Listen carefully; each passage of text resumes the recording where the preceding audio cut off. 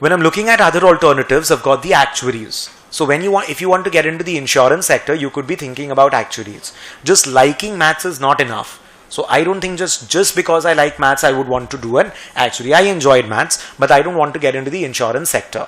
This is the older syllabus. I'll talk about the new structure also. So earlier we had the syllabus divided into 4 series: CT, CA, ST and SA.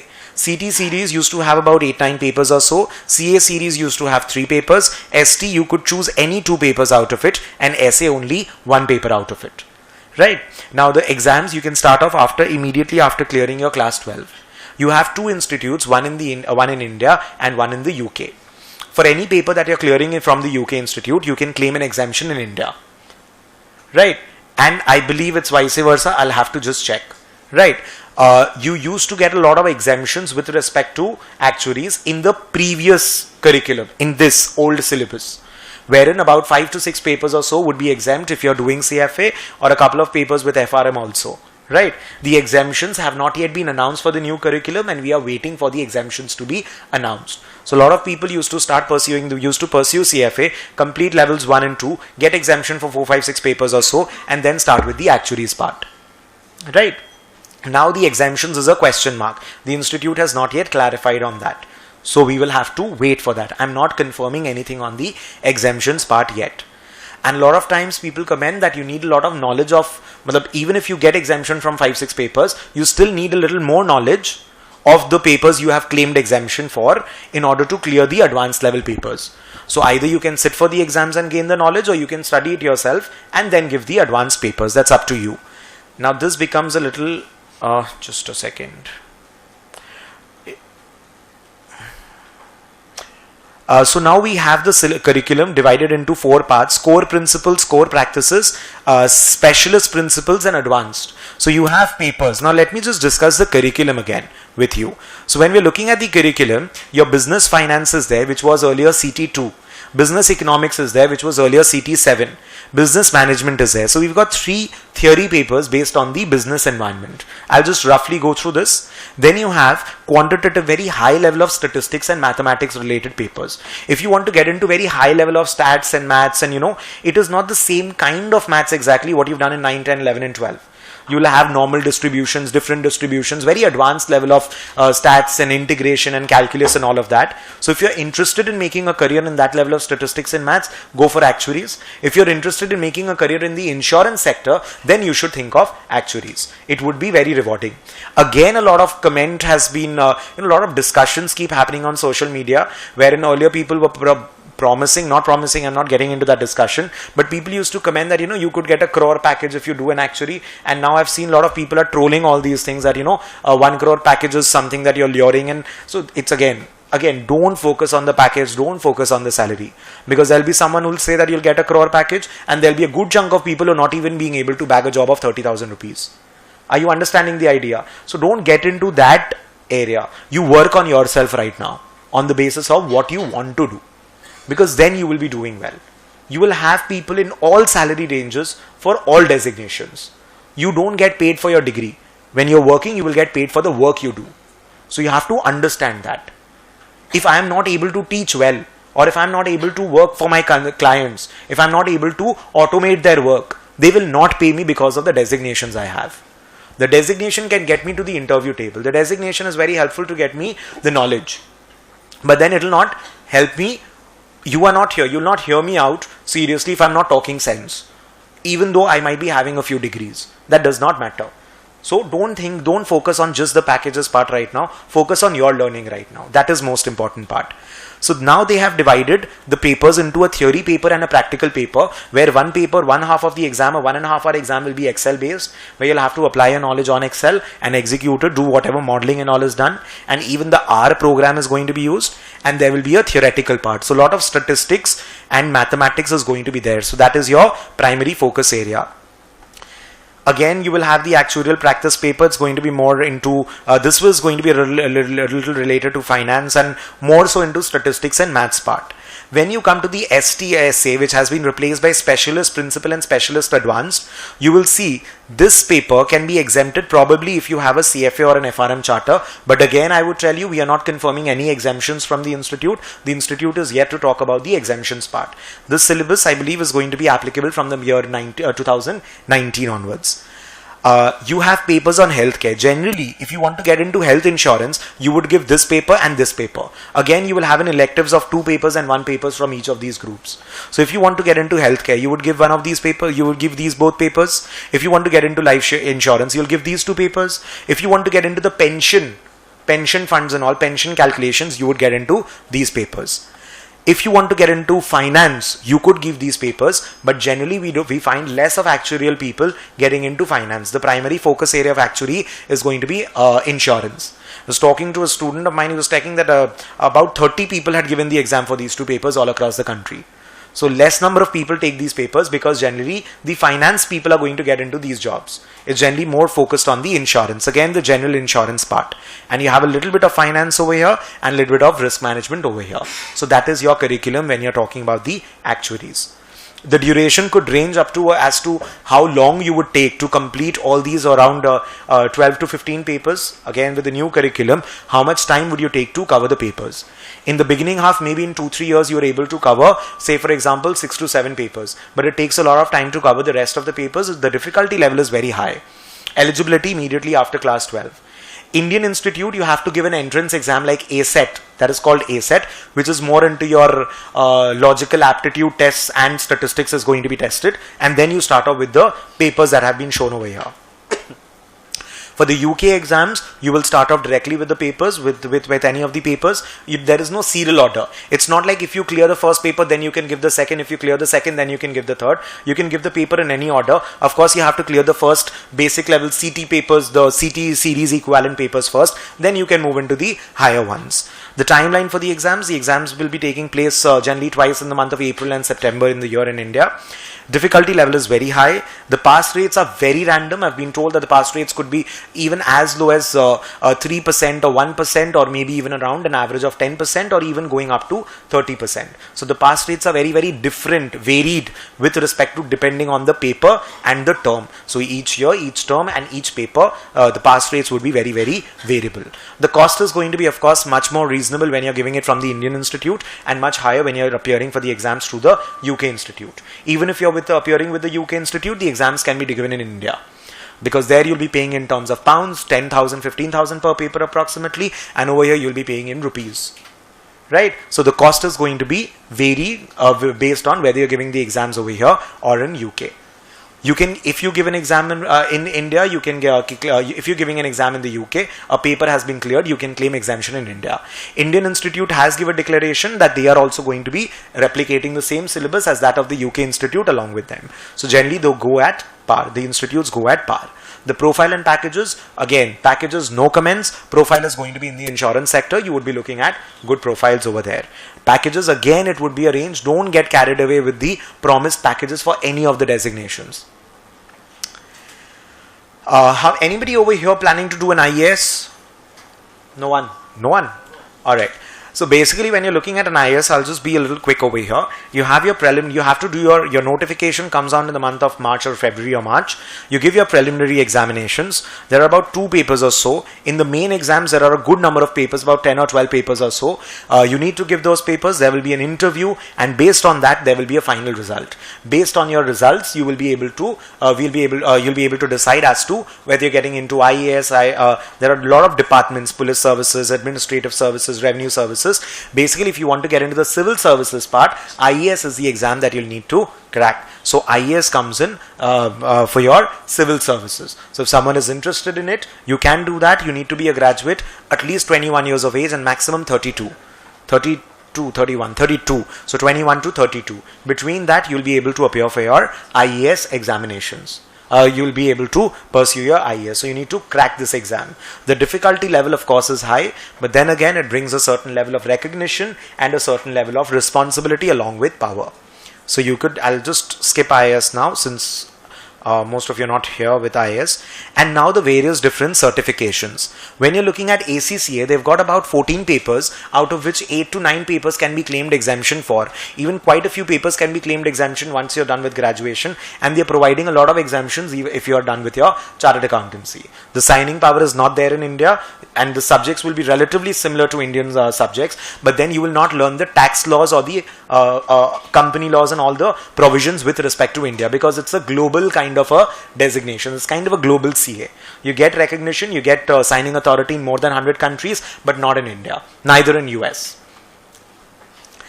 You can give the exams from India itself. CIMA is more of a cost management equivalent. There are about 16 papers, out of which up to 11-12 papers or so you can claim exemption through CMA in India. Of course, it's going to be more expensive. It's going to cost you quite a lot because you're making the payments in pound. It could be somewhere close to 2 to 3 lakh, 2.5 to 3 lakhs for CIMA, and ACCA could cost you around 1.5 to 2 lakhs as well. Right? When you're looking at these designations, again, understand why you want to do something. Just don't do something for the sake of it. And since there are so many exemptions, you might as well take up, if after claiming exemptions, if you want to take up these designations. There are quite a few papers that is going to be exempt through CA and CFA also. When you're looking at the ACCA or the CIMA designation, you can go to their website and check for the exemptions, right?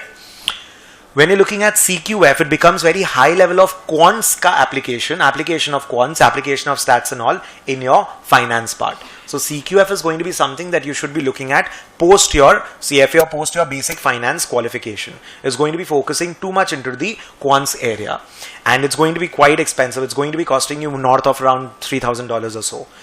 And then when you're looking at CFP is about Certified Financial Planning. We have the CFP Institute in India as well, located in Mumbai. The exams can be done in India from Calcutta as well. You can take the exams in the major cities. You've got about 10-12 papers or so. I'll just need to confirm on the CFP part. Again, when I'm looking at finance, I would find the curriculum for CFA better and more recognized, more globally recognized. So CFA would be a better start according to me. Again, with all due respect and all due, not criticizing any institute, but CFA seems to be at least more recognized when you're looking at the finance area. The syllabus would be overlapping. CFP would be focusing more on the wealth management, more on a very specific part of financial planning, that is a financial planning part. So wealth management, a little bit of application of taxes and all on your portfolio, on your your wealth and all. So that needs to be considered when you're looking at the financial planning part. That is CFP. CMT is going to be having 2 levels. It is going to be focusing on the technical analysis part. If you want to be day traders, buying, selling stocks based on your charts, market patterns and all of that. But again, technical analysis is going to be more so. Technical analysis is more supposed to be learned practically on the job, because you have to understand patterns and all. But from the theoretical side, CMT could be helpful. CPM, CIIA, CIIB and CTM, all these are again going to be more of an add-on kind of a thing, what people call it, the add-on degrees, or you could think of these things after you're done with something more substantial or concrete in the finance area. It would not be something that you should be pursuing immediately right now, because the recognition of course is not going to be that much. So these are your small designations, maybe having 1 or 2 levels each. You could get exemption for most of these, most of the levels in these exams through a CFA or an FRM or something. You'll have to check on the respective websites. But when you're looking at the finance designations, CFA, FRM and Kaya is what you think about. And MBA finance is there. CA is also going to give you a foothold in all the subjects, of course having 1 paper in finance. Now let's come to the MBA part. So when you're talking about MBA, first decision that needs to be looked into, first thing is going to be whether you're looking at an MBA in India versus MBA abroad. There are a lot of factors that needs to be considered. When you're looking at an MBA in India, it could be costing, an FMS would be a cheaper college, and a good college, of course. And when you're looking at India, it could be costing you somewhere close to 20 lakh rupees in India, and maybe a 35 to 40 if you're looking at a college like an ISB Hyderabad. If you're looking at a college abroad, it could be costing you somewhere around 60 to 70 lakh rupees plus, and somewhere between up to 1.2, 1.3 crores. If you are wanting to do an MBA abroad, definitely go for it. But then if it is in the top 20-25 colleges all across the world, and you have gained a scholarship of that sort, so you have to appear for GMAT examinations in case you want to do an MBA abroad. If you want to do an MBA in India, you have to take CAT examinations. MAT is also there, but then that is going to be not eligible for the top 10 colleges. When you're looking at ZAT, it's going to be for XLRI, which is a very well-renowned college in India. Other than that, CAT and ZAT is the exam that you need to look at.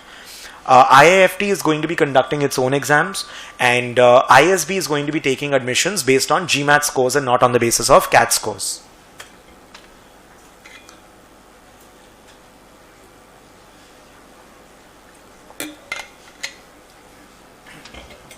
Yes, a lot of information to give and a lot of information from your end to grasp. Anyways, so when you're looking at the B schools, again, when I'm saying, like, say for example, if I am supposed to talk about the top 10 B schools in India, I would be talking about, like, say, an IIM ABCL, that's there. You've got SP Jain, you've got XLRI, you've got FMS, you've got ISB Hyderabad, and I guess you could take in MDI. I think I'm missing out on a couple of IIFTs there. And then you talk about the rest of the colleges. You've got Narsi Monji, you've got IMT, Nagpur, Ghaziabad, you've got MDI, you've got so many other colleges as well. Right? So when you're talking about the top colleges, again, please, when you decide on top 10 colleges, please Google up multiple websites, because they're all, half of these guys are paid websites. Try to do your own research as to which colleges are providing what kind of salary ranges. Talk to alumni, see the alumni, the faculty, the alumni. These are the two most important, and the placements. These are the three most important things when you're considering a college. Because ultimately the B school is there to provide a placement. What is the advantage of a B school? It is going to be providing you a placement. Companies come to the campuses and they provide jobs. In case of CA also, the CA Institute comes up with a campus placement, but everybody does not get placed through the campus. They have to apply in a normal way. I guess 5-10% of the candidates are getting placed through the campus. So the rest of them have to apply by themselves through contacts, sources, LinkedIn, vacancies and all of that. Similarly, CFA and FRM does not provide placement assistance, right? When you're looking at an MBA, the most important advantage for a B school, according to me, would be the placement that they provide, the placement service. But then if you are saleable yourself, you probably might not need the placement assistance. So why do you go to a B school? You have to understand, 2 years, 20 lakh rupees. If suppose I'm earning 10 to 15 lakh rupees right now in my salary through a CA, getting into a B school, if it's going to be raising it to only 20, it does not make sense, because in 2 years I'll earn 20 lakh rupees anyways, and I will be able to get some kind of raise in my salary. But then if it is from a top 5 B school, top 3 B schools, top 10 B schools, maybe it'll make a difference in that case. So you have to understand, for a B school, the most important thing is going to be the college. From where are you going to be graduating out? And don't take the decision after your admissions are done, after your interviews are done. Take this decision that I'll go into these level of colleges in that particular time period. That is very important. I had applied for my for CAT examinations in my third year. I got in through one of the top 10 colleges, but not in the top 3, and I did not take admission, and I absolutely do not have any regret. I would not want to name the college, just out of courtesy, but it was a top 7th or 8th at that point of time. And I did not take admission. That was my choice, because I wanted to complete my CA. Because if I take up a B school, I would not have been able to do my CA final. And today I'm teaching in B schools. I'm planning my PhD, I'm teaching in B schools, I'm doing fine. What is a B school going to do? You would probably not be augmenting your financial knowledge so much.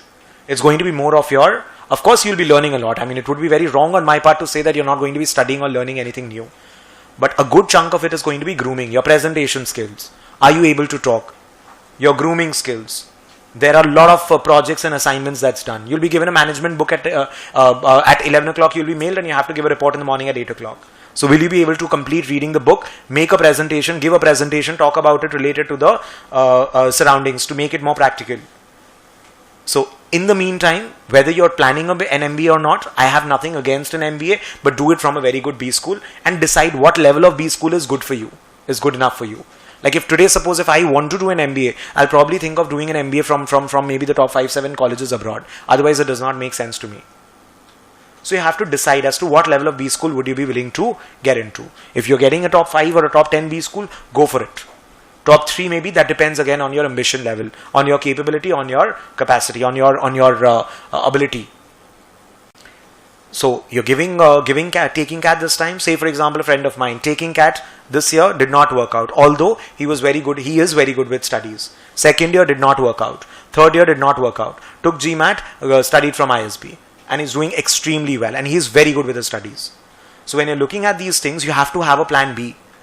Since he was a CS qualified, he was working in one of the one of the big fours. He was doing very well. He got 2-3 promotions in just a very small 4-year career, in the 3-4 year career in the big fours, and therefore he did very well. He got an admission and he's placed very well now. So you have to understand, but there needs to be a backup. In case I do not get admission, then what? I did not get admission in the top 3 B schools in the first attempt of my CAT examination, and therefore but I had so many other things to wrap up. I was studying, I had my CA to complete, then I had my CFA to complete, I had so many things to do. I was doing my articleship, I was studying, I was working, and there were so many things to do. Exactly, I got placed through CA campus. So I got my placement through a CA campus. I'll discuss a couple of more things about the jobs and all after this. But so first, when you're talking about a B school, consider what is your plan B in case you do not get admissions. What is it going to cost? Am I eligible? What is your eligibility? Like say for example, the percentage of people with work experience is almost I think 60% or so when you're looking at IIM Bangalore. So IIM Bangalore is focusing more on the people with experience. So if I do not have experience, what are the chances of me getting in? If you're a non-engineer girl with experience, you have a very high probability of getting into a B school because they need to increase the diversity.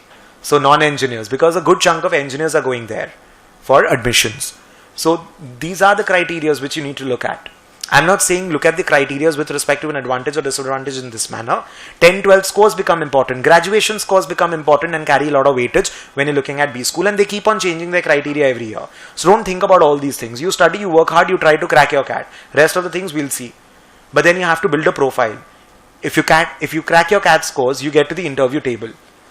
If you do not crack GDPI, you'll not even get the interview. You'll not even be able to crack that. So if you want to crack GDPI, you need to be very well read. So the first point I'm trying to make is you need to be very well read about economy, politics and all around you. And since we have the elections coming up next year, please start reading immediately.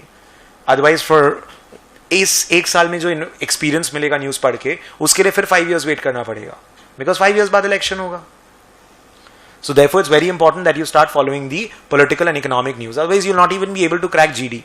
And don't think you'll learn the chief minister's name in 3 months before the interview and you'll crack your GD. Not happening. It doesn't happen that way. You have to be very regular with news. When you're talking about your interviews, you need to be able to talk. If you do not have a good profile, how will you crack the interview?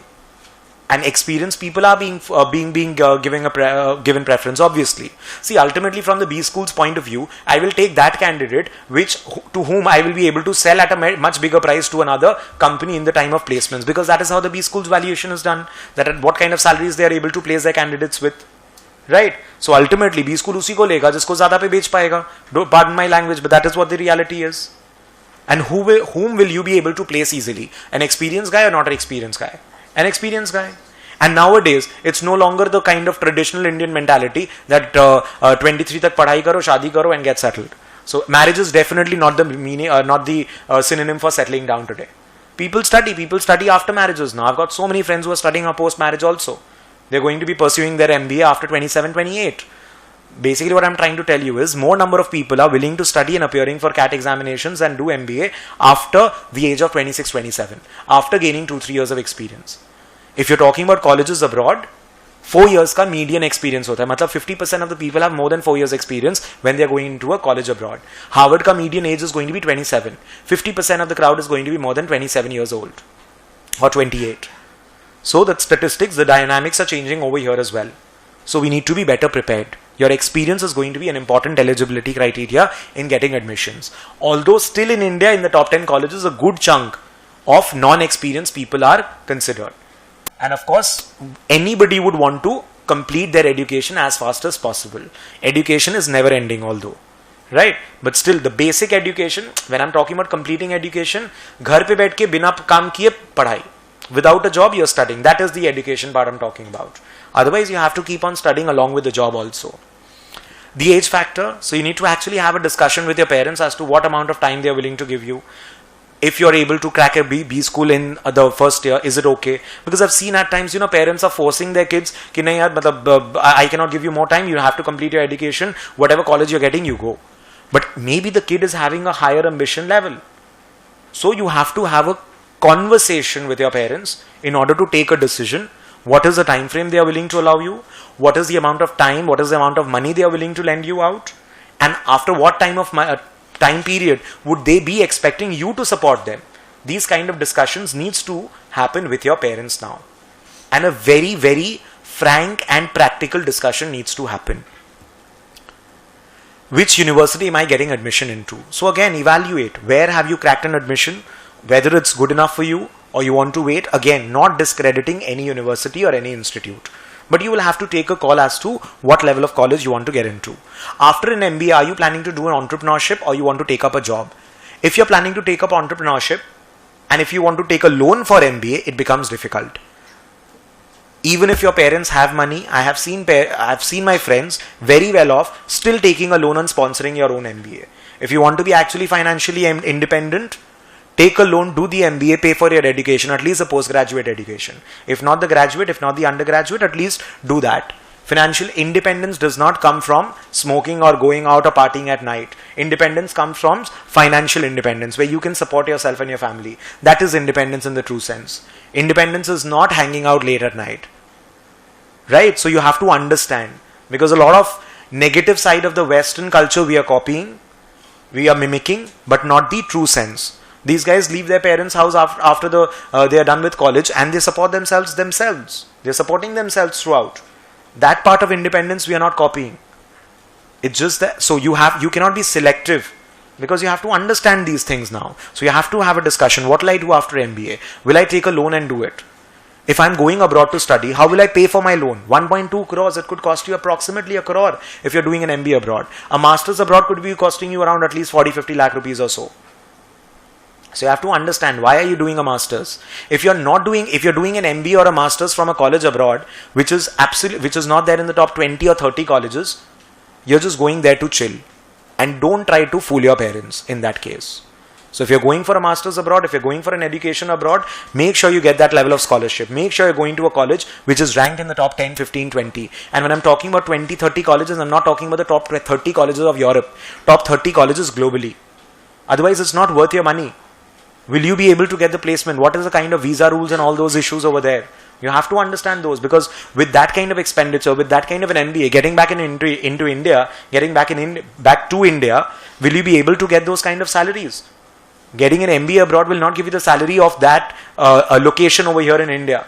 So evaluate those things. And at times I've seen parents also at times sending their kids abroad because you have that kind of a society status symbol in the society. That's very wrong.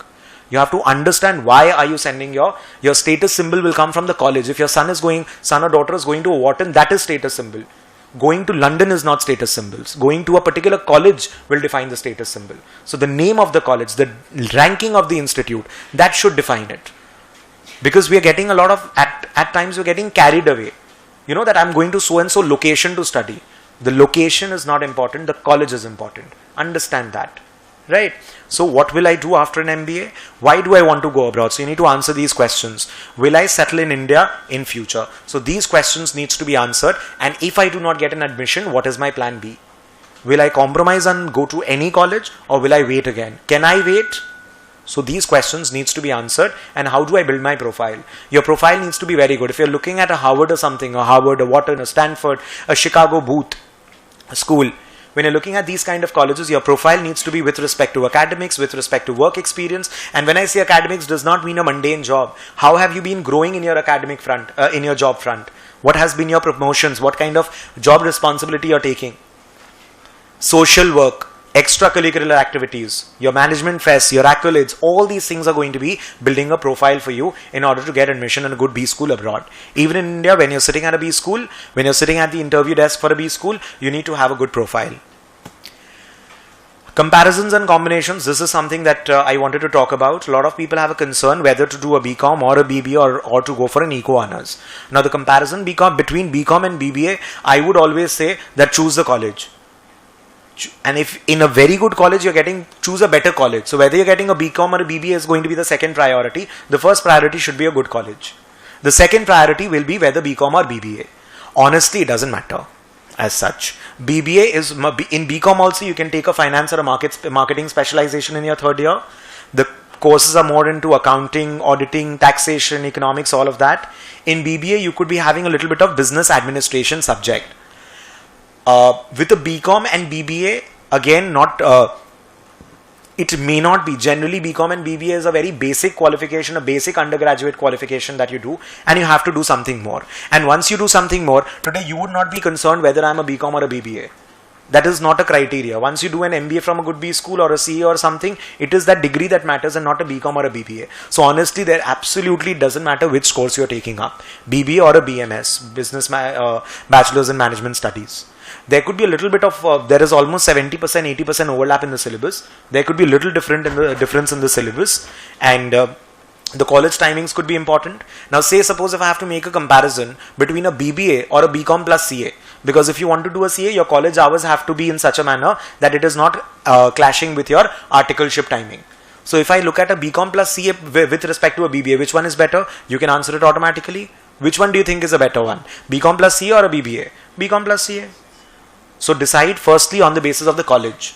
So BCom and BBA is not the criteria is the college. And second, will I be able to, what are the timings? Will I be able to do something along with it? And otherwise it's fine. And again, there is a misconception that if you do BBA, doing MBA becomes easier, or it becomes better to get an admission. Rubbish. Nothing of that sort. You need to crack your CAT examination, you need to perform in your interview, you'll get your admission. It doesn't matter if you're doing a BCom or a BBA. The interview guy is not going to be caring about that. Right? Eco honors is going to be different. Now BCom BBA versus Eco honors is going to be all about economics. So macro, micro, international, development, public, all economics, and statistics and mathematics. Now if you compare the class 9-10 syllabus with 11 and 12 science syllabus, don't you see there is a huge difference between the science that was there in 9 and 10, 11 and 12? You might not have studied 11, 12 science, but you might have seen your friends and all, right? So the difference is huge. Similarly, just because you like economics in 11 and 12 does not mean you'll definitely like economics in postgraduate also. Economics is a good stream to consider. You want to get into government, you want to get into policy planning, you want to get into finance, because a lot of people do economics honors plus CFA, economics honors plus MBA in finance, because ultimately it's about economy. It's about forecasting, it's about decision making.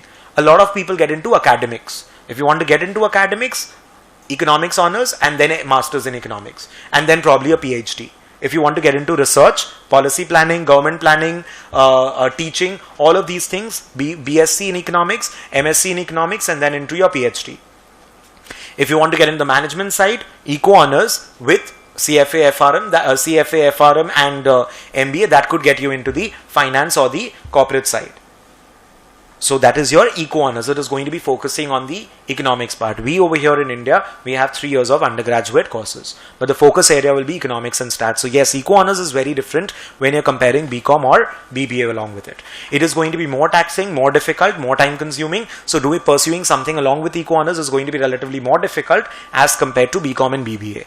But having said that, if you like economics, you want to do something in economics, people work hard. I have students who are pursuing economics honors with CFA, doing economics honors, maths honors, and still preparing for CAT and trying for B schools and all. So all that is possible. It's going to be a little more difficult because eco honors is generally more taxing, as in with respect to time commitment and difficulty. The differences we've covered. What I'll do is I'll get this slide forwarded across to all those who are attending the session today. And so you can just go through it. It's just more of a summary of differences between CS, CMA and CFA, FRM and Kaya. So job profiles and all these things, I've already discussed all these things. So nothing much to